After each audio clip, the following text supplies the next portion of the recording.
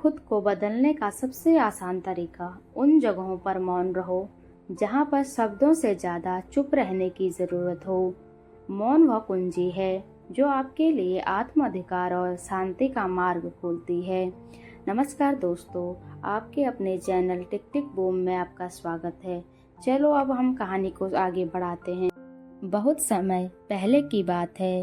राजस्थान राज्य के एक छोटे से गांव में एक युवक रहता था जिसका नाम नवीन था।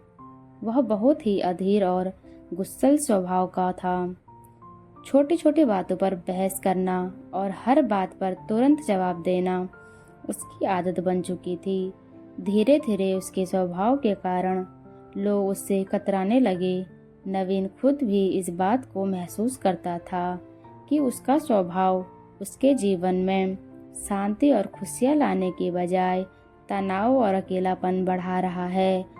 लेकिन वह समझ नहीं पा रहा था कि उसे इस स्थिति से कैसे बाहर निकलना चाहिए।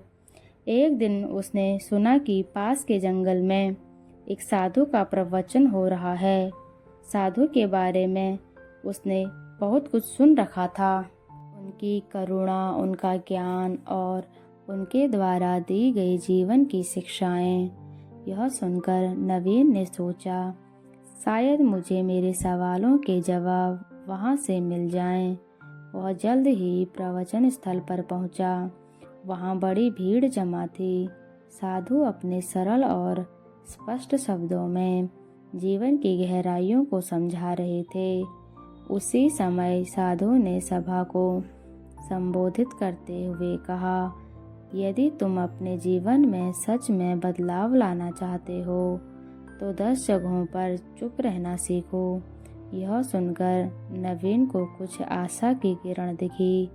प्रवचन समाप्त होने के बाद वह साधु के पास गया और उनके चरणों में झुककर बोला, भगवान, आपने कहा कि बदलाव लाने के लिए 10 जगहों पर चुप रहना चाहिए। कृपया मुझे विस्तार से समझाइए कि ये 10 जगह कौन सी हैं और मैं उन्हें अपने जीवन में कैसे अपना सकता हूँ।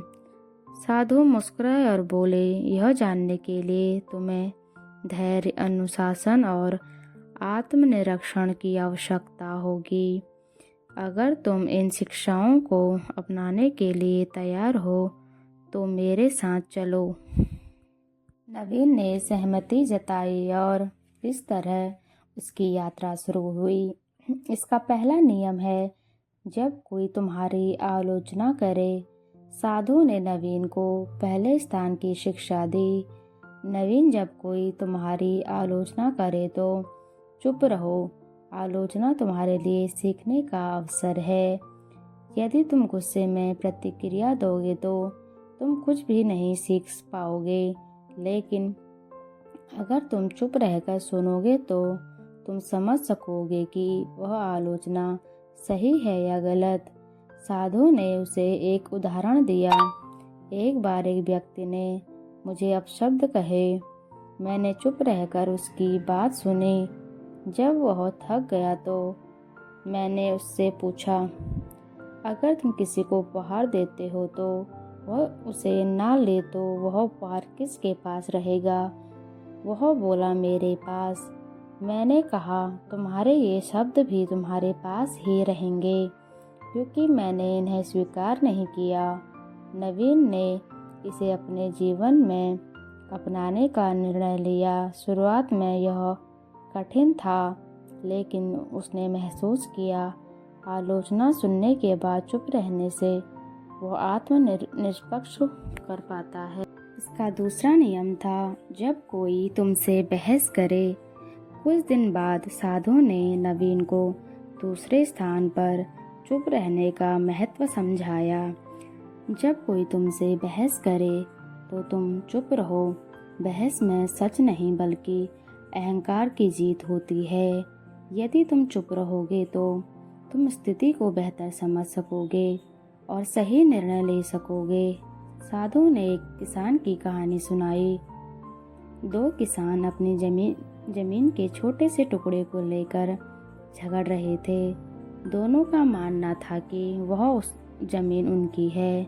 जब मैंने उनसे पूछा कि क्या वे जमीन अपने साथ लाए थे या जब वे जन्मे थे या वे इसे अपने साथ ले जाएंगे, तो वे चुप हो गए।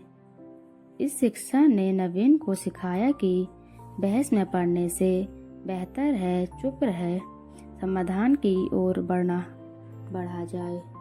इसका तीसरा नियम है, जब कोई गुस्से में हो। साधु ने नवीन से कहा, गुस्सा आग की तरह है, यदि तुम इसमें घी डालोगे तो ये और भड़क जाएगा। इसलिए जब कोई गुस्से में हो तो चुप रहो, उसकी गुस्से की ऊर्जा खत्म हो जाएगी। इसका चौथा नियम था, जब तुम दुखी हो। एक दिन नवीन को किसी बात पर गहरा दुख हुआ। उसने साधु से कहा, भगवान, मैं इस पीड़ा को सहन नहीं कर पा रहा हूँ।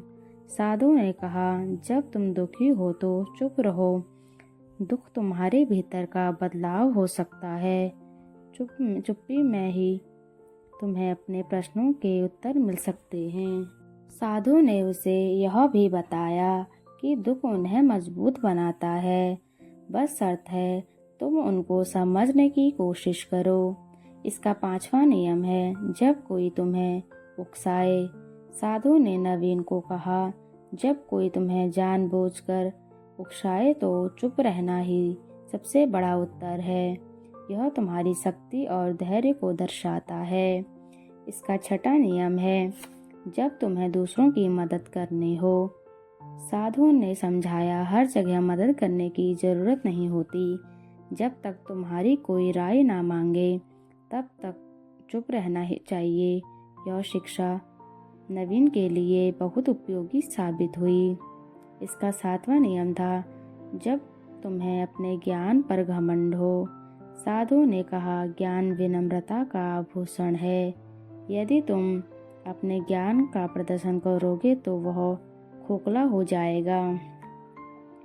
इसका आठवां नियम है, जब कोई सत्य सुनने को तैयार ना हो। साधु ने नवीन से कहा, सत्य का मूल्य तब तक नहीं होता जब तक उसे स्वीकार करने वाला तैयार ना हो। ऐसे में तुम्हारे शब्द व्यर्थ होंगे और तुम केवल अपना समय और ऊर्जा खो दोगे। जब तुम किसी को अपना सत्य बताने की कोशिश करोगे तो लेकिन वह अपने भ्रम और या अहंकार में डूबा होगा, तो तुम्हारे शब्दों उसे असहज कर देंगे। ऐसे समय में चुप रहना ही सबसे बड़ा उपाय है। सत्य का बीज तभी फैलेगा जब जमीन तैयार होगी। इसका 9वां नियम है, जब परिस्थितियां तुम्हारे नियंत्रण में ना हो। साधु ने कहा, जीवन में कई बार ऐसी स्थितियां आती है जिन्हें तुम बदल नहीं सकते हो। उन पर क्रोधित या व्याकुल होकर तुम अपनी शांति को खो दोगे। ऐसे समय में चुप रहना ही सबसे बड़ा बुद्धिमानी है। चुप रहना कोई कमजोरी नहीं बल्कि धैर्य और संतुलन का प्रतीक है। इसका 10वां नियम है, जब तुम्हारा दिल प्रेम से भर जाए। साधु ने कहा नवीन से, जब तुम्हारा दिल प्रेम शांति से भर जाए तो इसे शब्दों की आवश्यकता नहीं होती। ऐसी स्थिति में चुप रहना ही स्वयं में एक भाषा बन जाती है। यह तुम्हारे भीतर की सबसे बड़ी खुशी है। इस कहानी से हमें यह शिक्षा मिलती है कि हमें हर जगह बोलना नहीं चाहिए, कुछ जगह हमें मौन रहना चाहिए। यही हमारे जीवन के लिए सबसे ज़्यादा लाभदायक होता है। अगर आपको मेरी कहानी अच्छी लगी तो मेरे चैनल को लाइक एंड सब्सक्राइब करें।